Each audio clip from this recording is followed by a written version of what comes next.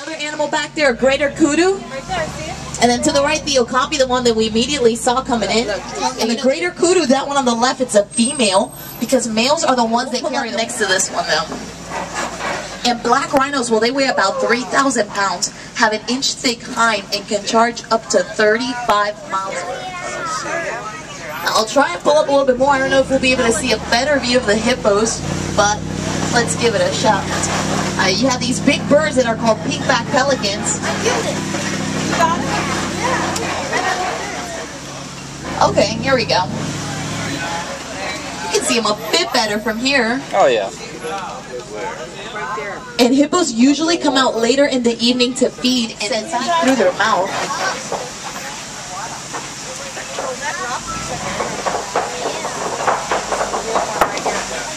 Feet tall, weigh anywhere from 1,200 to 4,200 pounds. Look at her, she's like, geez, the paparazzi. Something that's pretty neat about them is they're one of the few mammal species that can actually see in color. They have a purplish black tongue that extends about 20 inches to almost 2 feet of just tongue.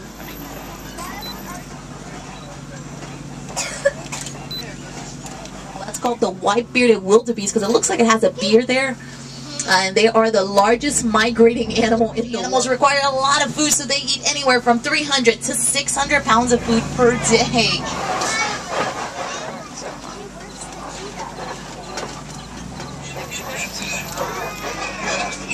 Wow. Now, white rhinos are bigger than black rhinos. They weigh anywhere from 3,500 pounds to 5,000. On the right to the left, they're probably one of the most severely endangered animals in the world. Less than 500 exist in the world today. Those horns can actually grow about...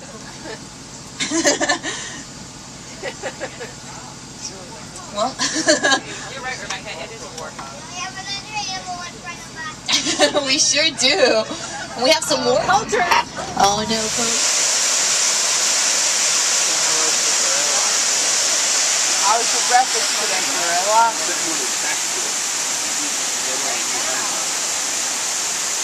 Go gorilla.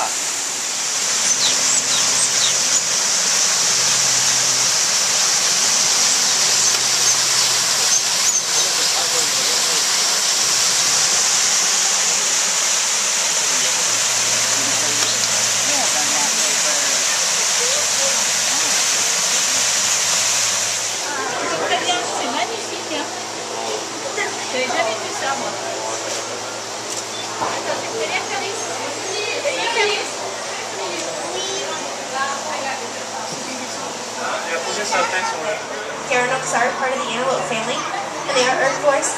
And what's really cool about them is they can stand on their hind legs just like you and I can, and there's actually one doing that right now. You'll notice what they do is they'll hook those front legs over a branch and pull it down so they can reach the leaves from even higher above them. They're one of the largest storks in Africa. Their wingspan can reach up to about 10 feet long, and the bird itself bore meals left over from the lions and cheetahs. If you guys have any questions, please feel free to ask. As you continue up the trail, it is a quiet zone, and I hope you have even might go there, roaches are itchy. Her female, she's in her upper 30s.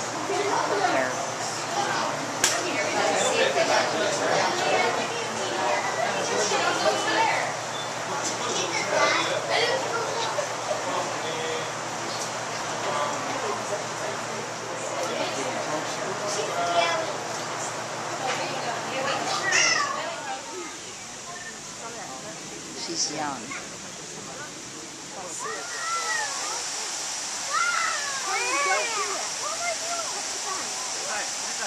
Gentlemen, back this way. Right where you left him, Harley. You got it. Grab onto him, sir. Perfect. Wow. How about round of applause for her? Here, nicely done. Perfect. Morning. There you go. That's nice. But it's not nice. It looks like a machete. Okay, well, it does kind of look like a machete, but I can guarantee you that it's not a knife. That is actually the bird's beak. Oh. And these two are about to get up close and personal with this beak here in just a second. Whoa! Oh my goodness! Okay, you two, that's a very bad angle, and if you sit there, you're really gonna get it. So come over here with me. Over here with me. Yep. If you want to kangaroo. Again, Abyssinian ground hornbill. These birds, they live in Africa, the savannas of Africa. They eat tons of different things. Rodents, reptiles, vegetation, not to get off. Even turtles. That beak comes in very handy in getting through the turtle shell. You get a picture? How about a round of applause for our brave volunteers? Baby Webster, baby WYNK, vulture, vulture. Tell me it was going to be a vulture. I know, I didn't. But alright, listen, and to be fair, I know Webster here does not look much like a vulture, I mean a baby, but this bird, he's been that size since he was 3 months old. Wow. I know, right? And vultures here, I didn't think you'd be afraid of them. You know what they eat, don't you? And now here's these birds, they live in family groups. And when these birds do that, they are capable of nicely done. Everyone, I'd like to introduce you to Fraser. Fraser.